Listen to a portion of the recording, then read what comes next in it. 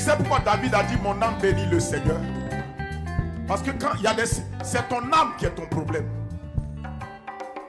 Parce que quand tu es dans des situations, ton âme n'a pas envie de faire ce que Dieu dit de faire.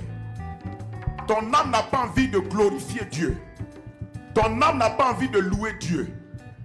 Mais si tu arrives à obliger ton âme à le faire, c'est ce qu'on appelle des sacrifices de louange.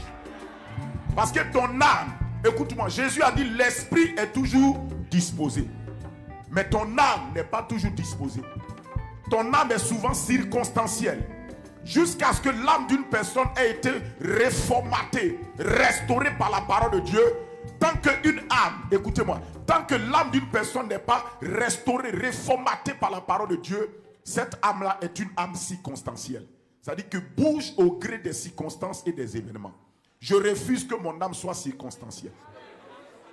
Une âme circonstancielle, c'est selon les circonstances, elle change, elle adopte une humeur. Mais l'âme d'un homme, écoutez-moi, Dieu n'a pas créé nos âmes pour être circonstancielles. Dieu a créé nos âmes pour être spirituelles. C'est-à-dire une âme qui est alignée sur Dieu et sur la parole de Dieu. C'est ça une âme spirituelle. Quand tu es converti, ton esprit est né de nouveau, il n'a pas de problème. Mais c'est ton âme qui est circonstancielle.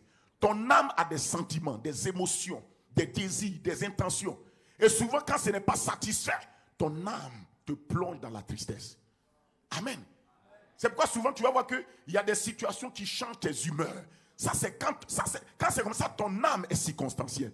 Mais tout chrétien doit travailler pour que son âme ne soit pas circonstancielle, ballottée par les circonstances, ballottée par les calendriers, par les jours, par les événements qui arrivent.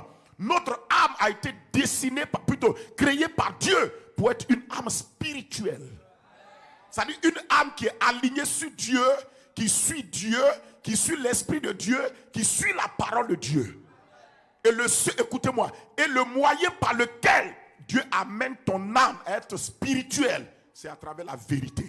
Lorsque tu écoutes la parole, et que la parole agit sur ton âme, elle stabilise ton âme pour que ton âme ne dépende plus des circonstances, mais qu'elle dépende de ce que dit Dieu.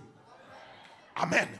Or, Dieu dit de le louer en tout temps et en toutes circonstances.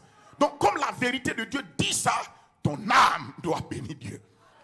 C'est pourquoi si tu fais ce que la parole de Dieu dit, sans écouter les sentiments de ton âme commence à s'aligner. Elle quitte la circonstance et elle devient une âme spirituelle. Une âme de vérité. Une âme qui est contrôlée, manipulée par la parole au lieu d'être contrôlée et manipulée par les circonstances. Amen. Amen.